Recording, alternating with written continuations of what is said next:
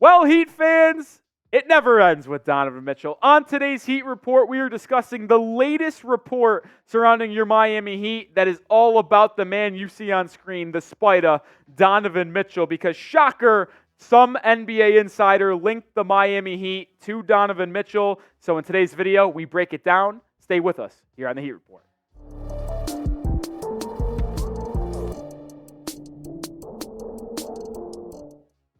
They never end, do they? Another day, another win for the OGs. Just kidding, but if you know that video, Donovan Mitchell is once again linked to the Miami Heat. This time, it was coming in from our good friend Marc Stein over at the Stein line. But Mitchell, obviously one of the best scorers in the NBA and someone that the Heat have had interest in the past. The question is, will they make something happen this year? This is what Stein had to say in his report that caught attention and headlines on NBA Twitter.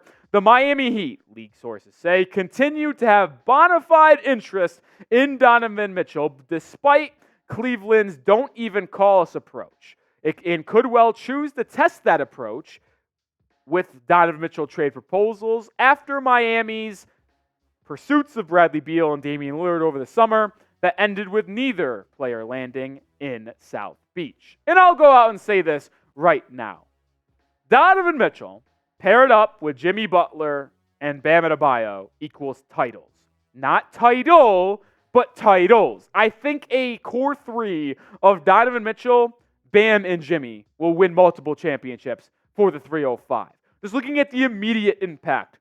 I mean, you have the wing defender and clutch player that Jimmy Butler is. You have the all-worldly defensive center in Bam Adebayo, who is only improving day by day. And then you bring in a shot creator like Donovan Mitchell, that would only take this Heat team to another level. And even when Bam Adebayo Jimmy Butler potentially retires in 2 to 3 years, you lock up Donovan Mitchell long term, a duo of D-Mitch and Bam would still be able to be in the top end of the Eastern Conference for years to come.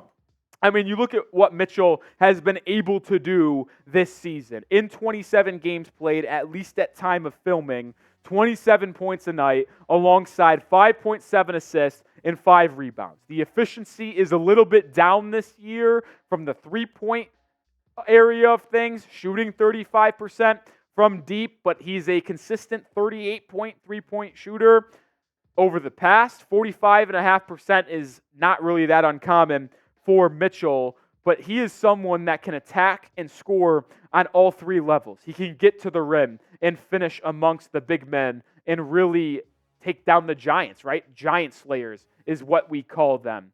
He is elite at that. He also is good at popping in the mid-range, and because he is so athletic and so explosive, he can get to his spot on the court, whether it be a step-back three or that mid-range, and make the opponent pay by dropping easy buckets. I mean, we've seen him score 71 in a game before. He's one of the best scorers in the NBA. There's no doubt about that. We'll break this down more in depth in just a bit, but what say you? Would you trade for Donovan Mitchell? I imagine most of you would say yes, but get your votes down in the comment section for me. Y for yes, N for no. I want to hear what you have to say in the comment section. Also, make sure you are subscribed to us here at the Heat Report, because we're going to bring nonstop videos surrounding your Miami Heat all year long. Completely free content. We're also live multiple times a week for NBA watch parties for the Miami Heat. We were live for the game last night against the Thunder that unfortunately did not go our way, but we'll be back tomorrow for a game against the Orlando Magic on Friday night. So hit that sub button and be covered for all Miami Heat trade rumors, as we are just about 4 weeks away from the February 8th NBA trade deadline. All right, so my answer to the question I proposed to you is, would you trade for Donovan Mitchell? Well, my answer is a resounding yes for everything I just mentioned prior to asking that question. What he can do offensively. And not to mention, he's still relatively young. He's almost the same age as Bam Adebayo. So those two would be able to be locked in together for the foreseeable future. And you know that even though he only has 1 year left on his deal before he has a player option, which he is most definitely opting out of, by the way, because he's only getting $33 million, I believe he would sign an extension with the Miami Heat. There's teams that he might not sign an extension with if traded to, but he would do it with Miami because he's friends and best friends with Adebayo. He also loves the area of Miami. He trains with Bam Adebayo in the offseason consistently down in South Beach. So if you pair up the fact that he loves the city, he loves Erik Spoelstra, just based off how he's talked about him. He's best friends with with Bam. It makes all the sense in the world for Donovan Mitchell to sign to an extension. The only issue I have with a potential Donovan Mitchell trade and why I'm almost sick of even hearing the rumors being thrown out there is because it's not going to happen during the season. That I would say with 1,000% certainty. You saw the report from Stein that the Heat have a lot of interest, and the Cleveland Cavaliers are like, don't even call me because we're not trading them. And that makes sense for this season because they're still having a good year. They're still in that log jam in between the 4th seed in the East and the 8th seed in the East. They're still competing even though Evan Mobley and Darius Garland have been out with injuries. They have a chance to threaten the Eastern Conference. Do I think the Cavs will make it out of the East this year? Absolutely not. But they can absolutely be a second-round team. And if they're still going to compete, why would they trade Donovan Mitchell mid-season? Now, if it is 1,000% confirmed that he's not going to sign a long-term extension in Cleveland and wants to be signed elsewhere, whether it be New York or Miami, well, then it makes sense for the Cavs to trade him in the offseason, which is when I think a Donovan Mitchell trade actually does happen. So I will not really even think about a possible Donovan Mitchell trade for the Heat until the offseason. It just simply will not happen during the year. Within now until February 8th, there is a 0% chance, in my opinion, that the Cavs even pick up the phone when regarding a Donovan Mitchell trade, so I'm not really even considering it or entertaining the idea for the Miami Heat, at least right now. But I think there is a larger question in a conversation that needs to be had because I did mention a Mitchell trade will happen in the offseason, in my opinion. So let's talk about what the Heat will do then. And I think the question is what the Heat are going to be willing to offer for Fide in Cleveland. Because if he comes out and the Heat are interested in a trade, which it seems like they will be, what are they going to be willing to offer? Because now, after not having an attractive package for Star potentially last offseason, according to people in the NBA media, they certainly have one now with how Jaquez and Jovic have played. We'll answer more questions in just a second and talk about that, but I want to bring up our sponsor on today's video, and that is Factor Meals. Go to factormeals.com/NBA Chat 50 and get 50% off in the new year. Get started on your New Year's resolutions with Factor Meals so you're ready to eat healthy and get everything you need. Ready-to-eat meal delivery takes the stress out of meal planning and sets you up for success in the new year. Skip the grocery stores, prep work, and cooking fatigue. Instead, get chef-crafted, dietitian-approved meals delivered right to your door with over 35 meals to choose from per week, including keto, calorie smart, vegan and veggie, and more. Plus, there's also 55 weekly add-ons that you can have, including smoothies, juices, and protein shakes that will leave you with a lot of nutritious and flavorful options to kick off your New Year's resolutions. Forget frantic and rushed dinners. Factor's 2-minute meals are your secret weapon in 2024. Fuel up fast with restaurant-quality meals all delivered right to your door and are ready to be eaten after just heated up in the microwave for 2 minutes. So head to factormeals.com/NBA Chat 50 and use code NBA Chat 50 to get 50% off. One more time, factormeals.com/NBA Chat 50. Use code NBA Chat 50 to get 50% off. That link is in the comments and description of today's video. All right, now I want to talk about what the Heat should be willing to give up and what they will be willing to give up for Donovan Mitchell in a offseason trade. And the Heat have a lot of decent assets, I'll be honest. It was looked at as a asset group that wasn't that strong in this offseason when looking to trade for Damian Lillard, right? Like, a lot of people dogged the Heat's trade package, and I don't think that's the case anymore. You look at the Heat's top trade assets. Tyler Herro, Jaime Jaquez Jr., Nikola Jovic, headline that list. I'll throw in Caleb Martin.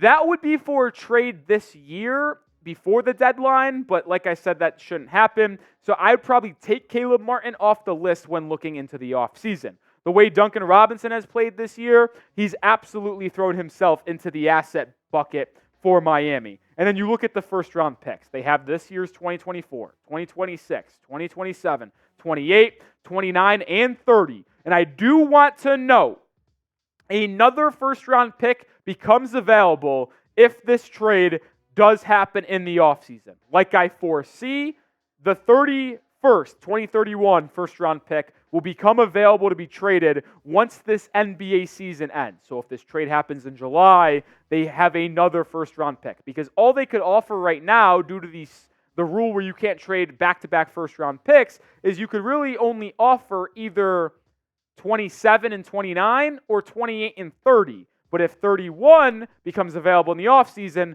you then can offer 27, 29, and 31 alongside pick swaps. So you could now package Jovic, Jaquez, or Herro, or all three, plus 3 first-round picks. And now you have a really enticing trade package that has 3 first-round picks in the future and some good young players. But now we transition to the talk of who is untouchable. Out of those big 3 that I mentioned, the top 3 young players in Miami that are going to be coveted in a potential Donovan Mitchell trade: Jaquez, Jovic, and Herro. The question that needs to be answered, and I want to start here. Are you willing to trade all 3 of them for Donovan Mitchell? It's tough to fathom trading Herro, Jaquez, and Nikola Jovic for Donovan Mitchell. It is. It's hard. Now, I will say this. If you do send all 3 of those players for Donovan Mitchell, I don't think you have to send all 3 first-round picks. To me, if you send all 3 of those guys, you're likely only sending 2 first-round picks. The most likely outcome to me is if you trade Herro, one of Jaquez or Jovic, and 3 first-round picks with a bunch of pick swaps. That is probably the most likely trade candidate, trade outcome. But that is the question, right? Would you be willing to trade all 3? And if you aren't, which one of the 3 are you keeping? Who's the untouchable one? Who stays and who doesn't stay? It's going to be hard to decipher, especially with how well Jaquez has played in his rookie year, how well Jovic has played over the past couple weeks, and he's only continuing to grow. He's also the youngest out of the 3 players we've talked about. So who stays and who goes? I want you to pick a player for me. A very fun question, I think, on today's show. Out of all the players we mentioned, the 3 best young assets for Miami, which player would you want to keep the most?